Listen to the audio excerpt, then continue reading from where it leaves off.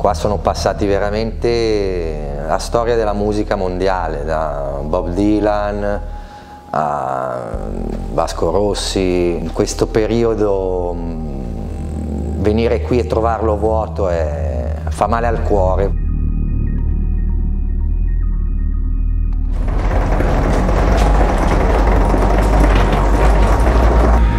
Questo è il magazzino dove abbiamo lo storage del materiale, è ormai fermo da un anno.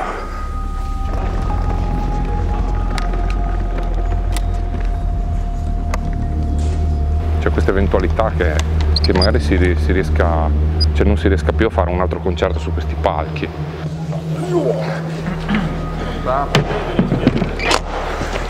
Non è una questione solo del concerto in sé. C'è il fatto che dietro tutto questo mondo ci sono 1000 figure professionali. La strada è il momento giusto. La cosa più difficile è quella di inventarsi ogni mattina qualcosa da fare per non stare sul divano a guardare la televisione. A volte poi subentra anche degli attimi di depressione perché non vedi un obiettivo, non vedi un traguardo, è sempre più lontano. Economicamente è stata una tragedia perché abbiamo fatturato il 40% e comunque le spese, gli affitti dell'ufficio sono rimasti invariati.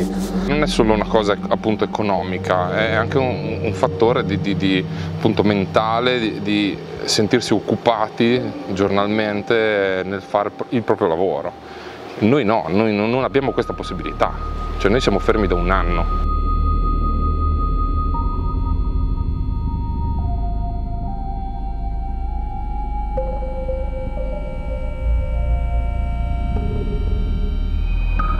Un anno fa avrei detto, beh, resisteremo 6 mesi, ci vorranno 6 mesi, forse ci vorrà un anno, ma poi ripartiremo. Adesso che è passato un anno e la situazione non pare essere delle più rosee, nonostante i vaccini, le cure, ci si prospetta delle scadenze temporali molto più ampie. Il prossimo concerto in streaming potrebbe essere anche domani, il prossimo concerto in uno stadio io onestamente non lo so quando sarà, sicuramente la campagna dei vaccini funzionerà ma va presa seriamente. Mi auspico che grazie a test rapidi, vaccini, patenti vaccinali, test all'ingresso si riesca a tornare a vivere questi spazi per il motivo per cui sono stati concepiti. Quindi mi immagino sì, una via di transizione che mi auspicavo fosse l'inverno scorso, che purtroppo non c'è stata. Quindi è chiaro che noi le stiamo provando tutte, immaginiamo tutti i tipi di soluzioni, però è chiaro che dal punto di vista economico per stare in piedi bisogna davvero uscire da questo incubo.